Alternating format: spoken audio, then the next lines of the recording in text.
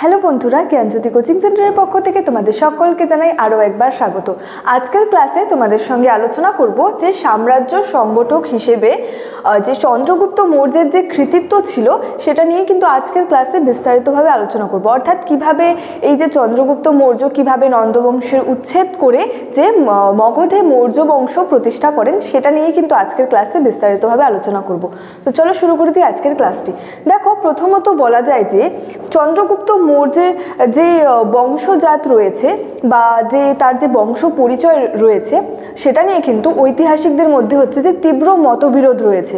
অর্থাৎ এই সম্পর্কে বলা যায় যে ঐতিহাসিকরা যে দুটি মত সম্পর্কে কিন্তু নির্দিষ্ট তাদের বক্তব্য দিয়েছেন। একটি মতে ঐতিহাসিকরা বলেছেন যে এই যে চন্দ্রগুপ্ত মৌর্য ছিল, এই চন্দ্রগুপ্ত মৌর্য হচ্ছে যে নিজ বংশজাত ছিল, এবং আরও একটি মত সম্পর্কে বলা হয়েছে যে চন্দ্রগুপ্ত মৌর্য ছিল হচ্ছে ক্ষত্রিয় বংশজাত।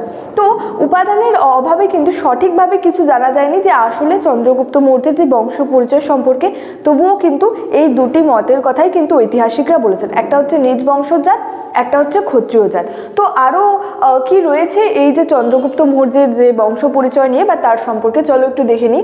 যেমন এখানে বলা হয়েছে যে মৌর্য রাজবংশের প্রতিষ্ঠাতা ছিলেন হচ্ছে চন্দ্রগুপ্ত মৌর্য। চন্দ্রগুপ্ত মৌর্যের যে বংশ পরিচয় নিয়ে কিন্তু ঐতিহাসিকদের মধ্যে তীব্র মতবিরোধ রয়েছে।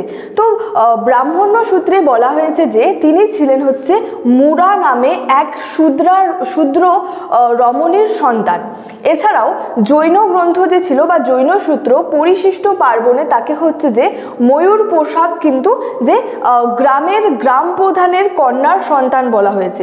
এছাড়াও হচ্ছে যে মহাপরিনির্বাণ সূত্র অনুযায়ী নেপালের তরাই অঞ্চলের অবস্থিত পিপ্পলি বর্ণে বসবাসকারী ক্ষত্রিয় যে মৌর্য বংশে হচ্ছে যে চন্দ্রগুপ্তের কিন্তু জন্ম থেকে এই যে মৌর্য যে বংশ বা মৌর্য যে সাম্রাজ্য, এই মৌর্য শব্দটির কিন্তু যে উৎপত্তি হয়েছিল।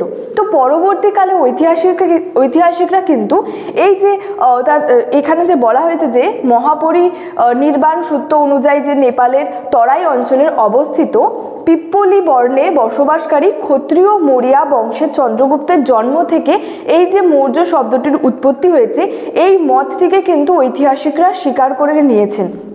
তো বিভিন্ন উপাদানগুলির পক্ষে ঐতিহাসিকরা কিন্তু এই মতটিকেই স্বীকার করে নিয়েছেন। তো এটা হচ্ছে যে চন্দ্রগুপ্ত মৌর্যের যে বংশ পরিচয় নিয়ে বা কিভাবে মৌর্য শব্দটির উৎপত্তি হলো সেই নিয়ে কিন্তু এখানে এটা কিন্তু স্পষ্টভাবে বলা হয়েছে। নেক্সট হচ্ছে যে প্রথম জীবন, অর্থাৎ চন্দ্রগুপ্ত মৌর্যের যে প্রথম জীবন রয়েছে সেই প্রথম জীবন সম্পর্কে কি বলা হয়েছে। দেখো, যে বৌদ্ধ গ্রন্থ থেকে চন্দ্রগুপ্ত মৌর্যের বাল্য জীবন সম্পর্কে কিন্তু সামান্য কিছু তথ্য পাওয়া যায়। অর্থাৎ বৌদ্ধ গ্রন্থ ছিল, সেই বিভিন্ন বৌদ্ধ গ্রন্থ ছিল, যেমন মহাবংশ, দীপবংশ, মহাবোধি বংশ, এছাড়াও বিভিন্ন গ্রন্থ রয়েছে। তো সেই সমস্ত গ্রন্থগুলি থেকে কিন্তু এই যে চন্দ্রগুপ্ত মৌর্যের যে বাল্যজীবন রয়েছে সেই বাল্যজীবন সম্পর্কে কিন্তু কিছুটা হলেও তথ্য কিন্তু জানা যায়। এছাড়াও বলা যায় যে তার পিতা হচ্ছে হিমালয়ের পাদদেশে পিপ্পলি বনে মৌর্য গোষ্ঠীর নেতা ছিলেন। যখন কি মগধে হচ্ছে যে নন্দদের রাজত্ব চলছিল, তখন কিন্তু তার পিতা হচ্ছে মৌর্য গোষ্ঠীর কিন্তু নেতা ছিলেন। তো এই যুদ্ধে একটা যুদ্ধ হয়েছিল সেখানে। তো সেই যুদ্ধে কিন্তু পিতার মৃত্যুর পর চন্দ্রগুপ্তের মা কি করেছিলেন, চন্দ্রগুপ্তকে সঙ্গে নিয়ে পাটলিপুত্রে আশ্রয় নিয়েছিলেন। এবং কথিত আছে যে সেখানে একদিন হচ্ছে নন্দ শাসন দ্বিধেষী, অর্থাৎ অপছন্দতার যে ব্যাপারটা, দ্বিধেষী জৈনিক বিচক্ষণ, অর্থাৎ যিনি জ্ঞানী বিচার বুদ্ধি সম্পন্ন, তো সেই ব্রাহ্মণ যে চাণক্য অর্থাৎ যে কৌটিল্য বা যে বিষ্ণুগুপ্ত, এই কৌটিল্য কিন্তু বিষ্ণুগুপ্ত বা কিন্তু চাণক্য নামেও কিন্তু পরিচিত। তো চাণক্য রাখাল ছেলেদের সঙ্গে কিন্তু যে চন্দ্রগুপ্তকে দেখতে পান এবং তার যে গুণে, সেই গুণে মুগ্ধ হয়ে তাকে কিন্তু তক্ষশিলাতে নিয়ে যান। তো সেখানে তিনি চন্দ্রগুপ্তকে তক্ষশিলাতে নিয়ে গিয়ে কিন্তু তাকে হচ্ছে যে যুদ্ধনীতি, রাজনীতি এবং হচ্ছে যে যুদ্ধবিদ্যায় কিন্তু তাকে একদম সুশিক্ষিত করে তোলেন। ঠিক আছে, তো এটাই ছিল যে চন্দ্রগুপ্ত মৌর্যের যে প্রথম জীবন সম্পর্কে কি বলা হয়েছে সেটা নিয়ে কিন্তু। নেক্সট এর পরবর্তীতে রয়েছে দেখো যে সিংহাসন আরোহণ, অর্থাৎ কিভাবে চন্দ্রগুপ্ত মৌর্য যে নন্দবংশের উচ্ছেদ করে যে মৌর্য সাম্রাজ্য প্রতিষ্ঠা করলেন, কিভাবে সিংহাসন আরোহণ করলেন। তো প্রথমত দেখো বলা যায় যে গ্রিক বিবরণ থেকে এই সম্পর্কে জানা যায় যে চন্দ্রগুপ্ত 326 থেকে 325 খ্রিস্টপূর্বাব্দে গ্রিক বীর যে ছিলেন আলেকজান্ডার তার সঙ্গে আর কি সাক্ষাৎ অর্থাৎ দেখা করেন এবং কি করেন যে ভারত থেকে আর কি নন্দ বংশের উচ্ছেদ সাধনে আর কি তার সাহায্য চেয়েছিলেন। অর্থাৎ যে 326 থেকে 325 খ্রিস্টপূর্বাব্দের মধ্যে কি করেছিলেন যে গ্রিক বীর ছিলেন আলেকজান্ডার তার সাথে কি করেন চন্দ্রগুপ্ত মৌর্য সাক্ষাৎ করেন অর্থাৎ দেখা করেন এবং তিনি যে নন্দ বংশের ভারত থেকে যে নন্দ বংশের উচ্ছেদের জন্য তার কাছে কি করেছিলেন সাহায্য চেয়েছিলেন। কিন্তু এই যে আলেকজান্ডার ছিলেন তাদেরকে কিন্তু যে কোনোভাবেই সাহায্য করেননি। এরপর চন্দ্রগুপ্ত কি করেছিলেন যে বিন্ধ্য পর্বতে আশ্রয় নেন এবং সেখানে হচ্ছে যে যবন, কিরাত, কম্বোজ প্রভৃতি যে উপজাতি রয়েছে যে স্থানীয় উপজাতি তাদের নিয়ে কি করেছিলেন একটা হচ্ছে সেনাদল কিন্তু গড়ে তুলেছিলেন। তো যেহেতু তিনি হচ্ছে যে সিংহাসন অর্থাৎ যে নন্দ বংশের উচ্ছেদ করতে চেয়েছিলেন তো সেহেতু তার একার পক্ষে তো সেই নন্দ বংশের উচ্ছেদ করা সম্ভব নয়। তার জন্য তিনি কি করেছিলেন যে যবন, কিরাত এবং কম্বোজ প্রভৃতি যে উপজাতিরা রয়েছে তাদের নিয়ে একটা হচ্ছে যে সেনাদল কিন্তু গঠন করেছিলেন। এছাড়াও বলা হয়েছে দেখো জাস্টিনের বিবরণ থেকে বা জাস্টিন বলেছেন আর কি যে এইভাবে সেনাদল গঠন করার পর কিন্তু চন্দ্রগুপ্ত ভারতীয়দের কাছে বর্তমান সরকারকে উচ্ছেদ করেছিলেন এবং নতুন সার্বভৌম যে সরকারকে সমর্থনের জন্য কিন্তু আহ্বান করেছিলেন।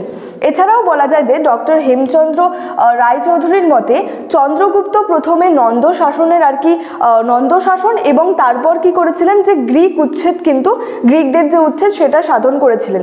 এছাড়াও বলা যায় যে 324 খ্রিস্টপূর্বাব্দে তিনি কিন্তু যে ধননন্দকে পরাজিত করেন এবং কিন্তু যে মগধে মৌর্য বংশ কিন্তু প্রতিষ্ঠাতা করেছিলেন। অর্থাৎ তিনি যে হেমচন্দ্র রায়চৌধুরী বলেছেন যে তিনি আর কি 324 খ্রিস্টপূর্বাব্দে যে অত্যাচারী যে ধননন্দ ছিল তাকে পরাজিত করে কিন্তু কি করেছিলেন যে মগধে আর কি যে মৌর্য রাজবংশ বা মৌর্য বংশ কিন্তু যে প্রতিষ্ঠা করেছিলেন। এছাড়া হচ্ছে যে নন্দ শাসনের উচ্ছেদ হেমচন্দ্র রায়চৌধুরীর মত থেকে আমরা জানতে পারলাম যে তিনি বলেছেন যে তিনি 324 খ্রিস্টপূর্বাব্দে আর কি যে অত্যাচারী ধননন্দকে পরাজিত করেছিলেন। এবার একটা লাইনের উপর ভিত্তি করে তো দেখা যায় না, তার জন্য বিভিন্ন কারণ ছিল যে কিভাবে তিনি আর কি যে এই নন্দ যে বংশ রয়েছে এই নন্দ বংশের উচ্ছেদ কিভাবে করলেন। তো এক্ষেত্রে দেখো বলা যায় যে প্রথমত যে কোথা থেকে আমরা জানতে পারি কিসের উপর ভিত্তি করে যে তিনি যে নন্দরাজদের সঙ্গে তার যে যুদ্ধ হয়েছিল বা তার যে সন্ধি সেটার ব্যাপারে কিসের উপর ভিত্তি করে জানা যায়। মূলত বলা যায় যে বিভিন্ন যে পুরাণ থেকে, বিশাখ দত্তের মুদ্রা রাক্ষস নাটক থেকে, এছাড়াও যে বৌদ্ধ গ্রন্থ রয়েছে মহাবংশ থেকে, এছাড়াও জৈন গ্রন্থ পরিশিষ্ট পার্বণ এই প্রভৃতি যে গ্রন্থগুলি রয়েছে এগুলির ওপর ভিত্তি করে কিন্তু আমরা যে ধননন্দের সঙ্গে যে চন্দ্রগুপ্তের যে যুদ্ধ হয়েছিল সেটার ব্যাপারে কিন্তু আমরা বিস্তারিতভাবে জানতে পারি। এই যে গ্রন্থগুলি রয়েছে পুরাণ, মুদ্রা রাক্ষস, যে মহাবংশ, পরিশিষ্ট পার্বণ প্রভৃতি গ্রন্থগুলির উপর ভিত্তি করে কিন্তু আমরা এই ধননন্দের সঙ্গে যে চন্দ্রগুপ্ত মৌর্যের যে যুদ্ধ হয়েছিল সেটার ব্যাপারে কিন্তু জানা যায়। তো এক্ষেত্রে বলা যায় যে ভুল রণকৌশলের জন্য কি হয়েছিল যে নন্দ রাজার বিরুদ্ধে চন্দ্রগুপ্তের যে প্রথম অভিযান সেটা কিন্তু ব্যর্থ হয়েছিল। অর্থাৎ তিনি যে আর কি তাদেরকে যে মানে তাকে যে আর কি তাদের যে যুদ্ধটা ছিল সেখানে তিনি ভুল যে রণকৌশলের জন্য আর কি হয়েছিল যে চন্দ্রগুপ্তর কিন্তু যে প্রথম অভিযান ব্যর্থ হয়েছিল।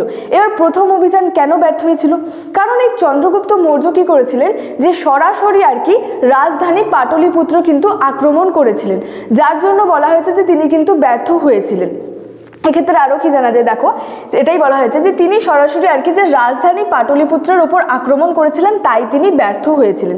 এবং এই যে তিনি ব্যর্থ হলেন এই প্রথমবার ব্যর্থতার পর তিনি বুঝতে পারলেন যে সরাসরি আক্রমণ না করে কিন্তু আমরা যদি এক এক করে সেই রাজ্য বা সেই প্রদেশগুলি যদি দখল করে নিই তাহলে কিন্তু যে এই নন্দ বংশের বা নন্দ যে রাজাদের আর কি যে উচ্ছেদ সাধন কিন্তু করা সম্ভব হবে।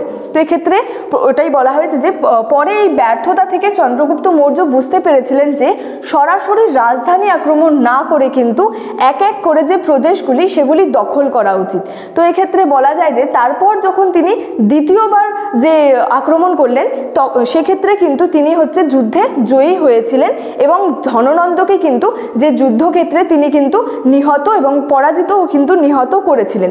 তো এইভাবেই কিন্তু যে মগধের সিংহাসনে কিন্তু যে মৌর্য বংশ কিন্তু প্রতিষ্ঠিত হয়েছিল 324 খ্রিস্টপূর্বাব্দে। অর্থাৎ তিনি চন্দ্রগুপ্ত মৌর্য যখন প্রথম অভিযান করেছিলেন তখন তিনি ব্যর্থ হয়েছিলেন, তার কারণ তিনি কি করেছিলেন যে সরাসরি রাজধানী আক্রমণ করতে গিয়েছিলেন। কিন্তু সেই প্রথম যে আর কি ব্যর্থ হয়েছিলেন প্রথমবার, তার থেকে তিনি বুঝতে পারলেন যে সরাসরি আক্রমণ করলে আমি প্রায়ই ব্যর্থ হব। তার জন্য তিনি কি করলেন যে সরাসরি রাজধানী আক্রমণ না করে তিনি এক এক করে প্রদেশগুলি দখল করলেন, তারপরে আর কি যে নন্দ বংশের আর কি উচ্ছেদ করলেন এবং মগধে কিন্তু যে মৌর্য বংশ আর কি প্রতিষ্ঠা করলেন, সেটা হচ্ছে 324 খ্রিস্টপূর্বাব্দে মগধে কিন্তু মৌর্য বংশের প্রতিষ্ঠা করেছিলেন। তারপরে হচ্ছে যে গ্রিক শাসনের উচ্ছেদ বা গ্রিকদের উচ্ছেদ। যে এর আগে দেখেছিলাম আমরা যে বিভিন্ন ঐতিহাসিকরা বলেছেন আগে তিনি যে নন্দ বংশের উচ্ছেদ করেন, তারপরে হচ্ছে এই যে গ্রিক শাসনের কিন্তু উচ্ছেদ করেছিলেন।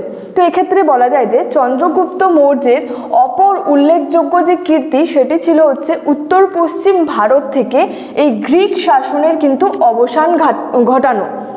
তো এই ক্ষেত্রে বলা যায় যে 323 খ্রিস্টপূর্বাব্দে আলেকজান্ডারের মৃত্যুর পর গ্রিক অধিকৃত যে ভারতীয় অঞ্চলে ব্যাপকভাবে কিন্তু যে বিশৃঙ্খলা দেখা যায় এবং যে গ্রিক শক্তি পারস্পরিক দ্বন্দ্বে লিপ্ত থাকায় কিন্তু শক্তিহীন হয়ে পড়েছিলেন। এই সুযোগে কিন্তু চন্দ্রগুপ্ত মৌর্য কি করেছিলেন যে গ্রিকদের ওপর কিন্তু আক্রমণ করেন। অর্থাৎ যখন হচ্ছে আলেকজান্ডারের মৃত্যু হলো তারপর কি যে মানে সেখানে বিশৃঙ্খলা দেখা যায় এবং গ্রিক যে শক্তি সেটা পারস্পরিক দ্বন্দ্বে লিপ্ত হয়ে গেলে কি শক্তিহীন হয়ে পড়ে। তো সেই সুযোগেই কিন্তু যে চন্দ্রগুপ্ত মৌর্য ছিলেন তিনি কিন্তু যে গ্রিকদের ওপর কিন্তু আক্রমণ আর কি হানেন। তো এক্ষেত্রে বলা যায় যে গ্রিক রচনা থেকে জানা যায় যে 321 খ্রিস্টপূর্বাব্দ থেকে 317 খ্রিস্টপূর্বাব্দ এই গ্রিক শাসনের উচ্ছেদকরণ কিন্তু চলেছিল। অর্থাৎ যে 321 খ্রিস্টপূর্বাব্দ থেকে কিন্তু 317 খ্রিস্টাব্দের মধ্যে এই যে গ্রিক শাসনের কিন্তু উচ্ছেদ যেটা আর কি হয়েছিল। তো এইভাবে কিন্তু তিনি হচ্ছে যে পাঞ্জাব ও সিন্ধু জয় করেন। চন্দ্রগুপ্ত মৌর্য হচ্ছে যে উত্তর পশ্চিম ভারতে আলেকজান্ডারের প্রতিষ্ঠিত গ্রিক যে উপনিবেশগুলি অধিকার করেন এবং উত্তর পশ্চিমে সিন্ধু নদ ছিল চন্দ্রগুপ্ত মৌর্যের সাম্রাজ্যের কিন্তু যে মূল যে সীমানা সেটার কথা কিন্তু এখানে বলা হয়েছে। নেক্সট দেখো রয়েছে যে সেলুকাসের সঙ্গে যুদ্ধ ও সন্ধি। এর আগে ছিল হচ্ছে যে গ্রিক শাসনের কিভাবে উচ্ছেদ করেছিলেন, এই পয়েন্টে রয়েছে যে সেলুকাসের সঙ্গে যে যুদ্ধ হয়েছিল এবং যে সন্ধি হয়েছিল সেটা নিয়ে। তো এক্ষেত্রে বলা যায় যে এই যে সেলুকাস ছিলেন, এই সেলুকাস ছিলেন হচ্ছেন আলেকজান্ডারের সেনাপতি। তিনি হচ্ছে ভারত সহ পশ্চিম এশিয়ার বিজিত অঞ্চলগুলি পুনরুদ্ধারের উদ্দেশ্যে আর কি 305 খ্রিস্টপূর্বাব্দে সিন্ধু অঞ্চলে উপস্থিত হন। স্বাভাবিকভাবে যে চন্দ্রগুপ্ত মৌর্য এবং যে সেলুকাসের যে মানে সংঘর্ষ বা তাদের মধ্যে যে সন্ধি বা যুদ্ধ হওয়ার কথা, কিন্তু সেই সম্পর্কে কিন্তু গ্রিক ঐতিহাসিকরা কিছু উল্লেখ করতে পারেনি। অর্থাৎ এক্ষেত্রে বলা যায় যে উপাদানের অভাবে কিন্তু এই যে সেলুকাসের সঙ্গে যে চন্দ্রগুপ্ত মৌর্যের যে একটা সংঘর্ষ হওয়ার কথা বা যুদ্ধ বা যে সন্ধি সেটার কিন্তু গ্রিক ঐতিহাসিকরা সঠিকভাবে কিছু উল্লেখ করেননি। তবে গ্রিক যে ঐতিহাসিক ছিলেন স্ট্র্যাবো, তিনি হচ্ছে যে উভয়ের মধ্যে অর্থাৎ এই চন্দ্রগুপ্ত মৌর্য এবং সেলুকাসের মধ্যে কিন্তু একটা যে সন্ধির কথা উল্লেখ করেছেন এবং যা থেকে মনে করা হয় যে সেলুকাস কিন্তু এই সন্ধি বা যুদ্ধে কিন্তু যে পরাজিত হয়েছিলেন। তো এক্ষেত্রে যে সন্ধির যে সমস্ত শর্ত ছিল সেই শর্তের অনুসারে আর কি সেলুকাস কাবুল, কান্দাহার, হিরাত এবং বেলুচিস্তানের যে মাকরান প্রদেশ চন্দ্রগুপ্তকে অর্পণ করেন এবং প্লুটার্ক ও স্ট্র্যাবোর মতে চন্দ্রগুপ্ত কিন্তু সেলুকাসকে 500টি হাতি কিন্তু দিয়েছিলেন। এবং এই যে একটা সন্ধি ছিল, এই সন্ধিকে সুদৃঢ় করার উদ্দেশ্যে অর্থাৎ মজবুত করার উদ্দেশ্যে এই সেলুকাস কি করেছিলেন, তার কন্যা হেলেনার সঙ্গে কিন্তু এই যে চন্দ্রগুপ্ত মৌর্য, এই চন্দ্রগুপ্ত মৌর্যের হচ্ছে বিবাহ দিয়েছিলেন। এবং চন্দ্রগুপ্ত মৌর্যের রাজসভায় কিন্তু যে মেগাসথেনিস নামে একজন গ্রিক দূতকে পাঠিয়েছিলেন। এবং এই মেগাসথেনিস কিন্তু যে দীর্ঘ সময় ধরে ভারতবর্ষে বসবাস করেন এবং ভারতের বিভিন্ন জায়গায় তিনি পরিভ্রমণ করেন এবং তারপরে তিনি তার যে অভিজ্ঞতা সেটা লিপিবদ্ধ করেছিলেন। তার যে ইন্ডিকা যে গ্রন্থটি ছিল, সেই ইন্ডিকা গ্রন্থে তিনি কিন্তু ভারতবর্ষ সম্পর্কে তার যে অভিজ্ঞতা সেটি কিন্তু লিপিবদ্ধ করেছিলেন। তো এই মেগাসথেনিসের ইন্ডিকা থেকে কিন্তু আমরা চন্দ্রগুপ্ত মৌর্যের যে শাসন নীতি, এছাড়াও সেখানের যে সমাজ জীবন ছিল, অর্থনৈতিক জীবন ছিল, সেখানের আরও যে বিভিন্ন যে জীবন যেগুলি ছিল, বিভিন্ন যে উপাদান সম্পর্কে আমরা জানতে পারি এই কিন্তু মেগাসথেনিসের ইন্ডিকা থেকে। এছাড়াও আরও বলা যায় যে তার যে সমস্ত যে অন্যান্য যে রাজ্য জয়গুলি ছিল, প্রথমে তিনি যে নন্দবংশের উচ্ছেদ করলেন, তারপরে গ্রিক শাসনের উচ্ছেদ করলেন, তারপরে সেলুকাসের সঙ্গে তার যে একটা যুদ্ধ হয়েছিল বা যে সন্ধি, এছাড়াও বলা যায় যে তার অন্যান্য কি রাজ্য জয় ছিল, তিনি অন্যান্য কোন কোন রাজ্য আর কি জয় করেছিলেন। তো এক্ষেত্রে বলা যায় যে প্লুটার্কের মতে চন্দ্রগুপ্ত মৌর্য কিন্তু 6 লক্ষ সেনা নিয়ে ভারতের বিভিন্ন অঞ্চলে কিন্তু এক বিশাল সাম্রাজ্য গড়ে তোলেন। এছাড়াও জুনাগড় শিলালিপি থেকে জানা যায় যে তিনি অর্থাৎ চন্দ্রগুপ্ত মৌর্য পশ্চিম ভারতে সৌরাষ্ট্র বা যে গুজরাট জয় করেন। এছাড়াও বলা যায় যে অবন্তী বা মালব এবং মহারাষ্ট্রের কোঙ্কণও কিন্তু তিনি জয় করেছিলেন। বৃহৎ কথাকোষ গ্রন্থ থেকে কি জানা যায় যে চন্দ্রগুপ্তের দাক্ষিণাত্য জয়ের কথার আর কি উল্লেখ, সেটা কিন্তু এই যে বৃহৎ কথাকোষ গ্রন্থে বিস্তারিতভাবে জানা যায়। এছাড়াও বলা যায় যে মহাস্থানগড় লিপি থেকে সেখানে জানা যায় যে পূর্ব ভারতের বঙ্গদেশও কিন্তু তার যে সাম্রাজ্যভুক্ত হয়েছিল, সেটাও কিন্তু জানা যায় যে মহাস্থানগড় যে লিপি রয়েছে সেই লিপি থেকে কিন্তু বিস্তারিতভাবে জানা যায়। অর্থাৎ তিনি প্রথমে তার যে বংশ পরিচয় রয়েছে সেটা নিয়ে ঐতিহাসিকদের মধ্যে মতবিরোধ রয়েছে। দুটি মতের কথা ঐতিহাসিকরা বলেছেন যে একটি হচ্ছে নিজ বংশজাত, একটি হচ্ছে ক্ষত্রিয় বংশজাত। তারপরে তার প্রথম জীবন সম্পর্কে অর্থাৎ কৌটিল্য কিভাবে তাকে তক্ষশিলায় নিয়ে যান এবং তাকে যে যুদ্ধবিদ্যা এবং যে রাজ্য জয় রাজনীতি ব্যাপারে তাকে আর কি সুশিক্ষিত করে তোলেন। এছাড়াও তারপরে তিনি কিভাবে যে নন্দবংশের উচ্ছেদ কিভাবে করেছিলেন, প্রথম অভিযানে তিনি ব্যর্থ হয়েছিলেন, দ্বিতীয়বারের যে প্রথমবারের ব্যর্থতার ফলে তিনি বুঝতে পেরেছিলেন এবং দ্বিতীয়বার অভিযান করেছিলেন, তখন তিনি জয় করেছিলেন এবং মগধে 324 খ্রিস্টপূর্বাব্দে কী করেছিলেন, মৌর্য বংশের প্রতিষ্ঠা করেছিলেন।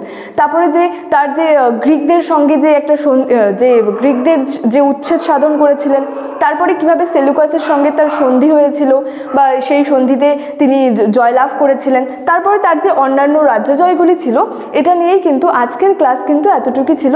এবং ক্লাসটি শেষ করার আগে তোমাদেরকে একটা ছোট্ট ইনফরমেশন দিতে চাই, সেটা হলো তোমরা যারা ভাবছো আমাদের সঙ্গে এই সেমিস্টারে অনলাইনে যুক্ত হবে, তারা স্ক্রিনে দুটি নাম্বার দেখতে পাচ্ছ, 6295916282 এবং 7076398606। এই দুটি নাম্বার হলো আমাদের কোচিং সেন্টারের হেল্পলাইন নাম্বার। তো তোমরা যারা ভাবছো আমাদের সঙ্গে যুক্ত হবে, তারা কিন্তু দেরি না করে স্ক্রিনে দেওয়া এই দুটি নাম্বারের মধ্যে যে কোনো একটি নাম্বারে যোগাযোগ করে আমাদের সাথে যুক্ত হয়ে যেতে পারো। আজকের ক্লাস এতটুকুই ছিল। দেখা হচ্ছে তোমাদের সঙ্গে পরবর্তী ক্লাসে একটি নতুন টপিক নিয়ে। তোমরা সকলেই ভালো থেকো, সুস্থ থেকো। Thank you so much. Thanks for watching.